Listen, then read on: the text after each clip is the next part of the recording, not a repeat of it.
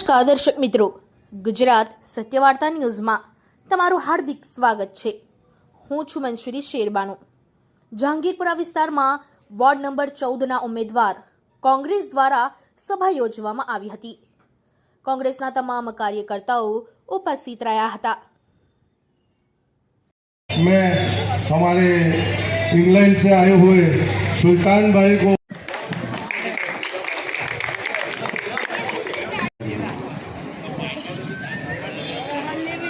कि जितने भी लोग हैं और ओवेश है और उसके साथ में जो लोग हैं देश ने विभाजित करवानुं काम करी रह्या छे।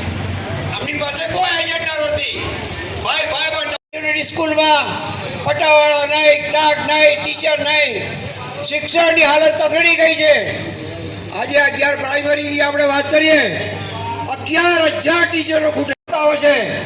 एवं भूतकाल में प्री मैट्रिक हो, मेरिट कम मीन्स हो, कोई कैनेडा अभ्यास करवा जवुं होय कि इंग्लैंड जवुं होय तो केंद्र सरकार नाणां फाळवती हती। आ उपरांत माइनॉरिटी ग्रांटेड स्कूलों से ग्रांटेड स्कूलों जो अधिकार हतो ए छीनवी देवामां।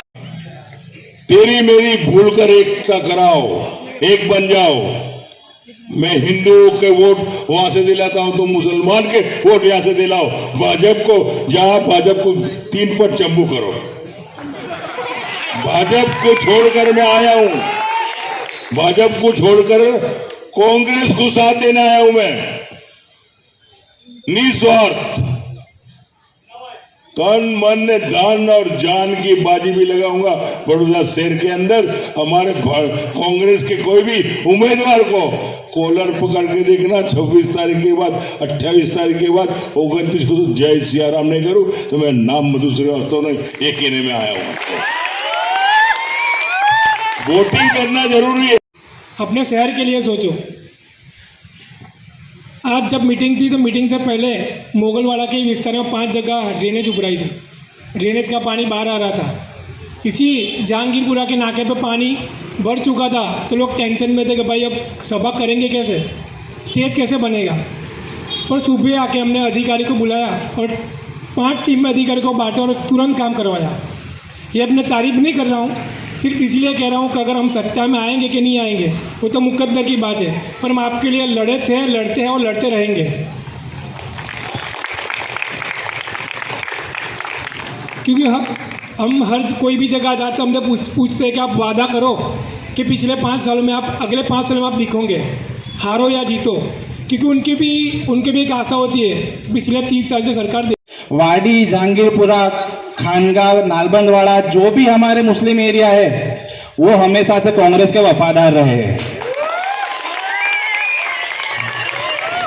और मैं ये छाती ठोक के बोल सकता हूं कि कोई भी मुस्लिम एरिया में कोई भी वार्ड में 10,000 का वोटिंग होता है ना तो उसमें से 9,900 वोट कांग्रेस के निकल सकते हैं।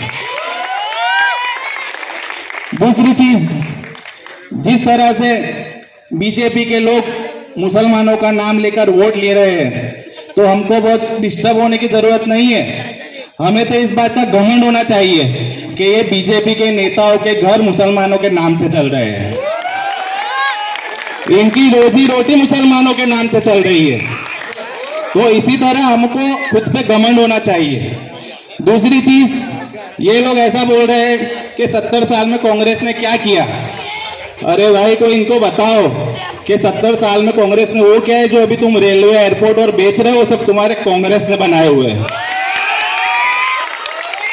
और जो तुम्हारे बाप दादा पैदा हुए थे वो कांग्रेस के बनाए हुए हॉस्पिटल में पैदा हुए थे।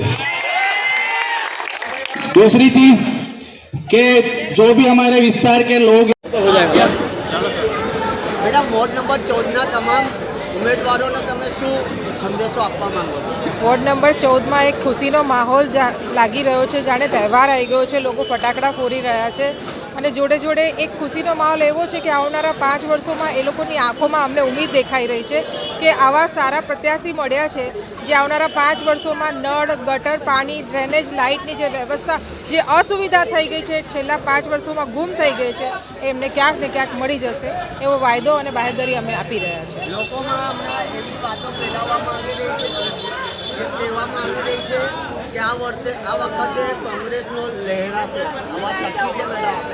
જો ગીતામાં કહ્યું છે કૃષ્ણ ભગવાને કે સંસાર પરિવર્તનનો એક નિયમ છે, તો પરિવર્તન તો આવશે. છેલ્લા 30 વર્ષ જે ભ્રષ્ટાચાર થયું એનો અંત હવે આવ્યો છે, પાપનો ઘડો હવે ભરાયો છે.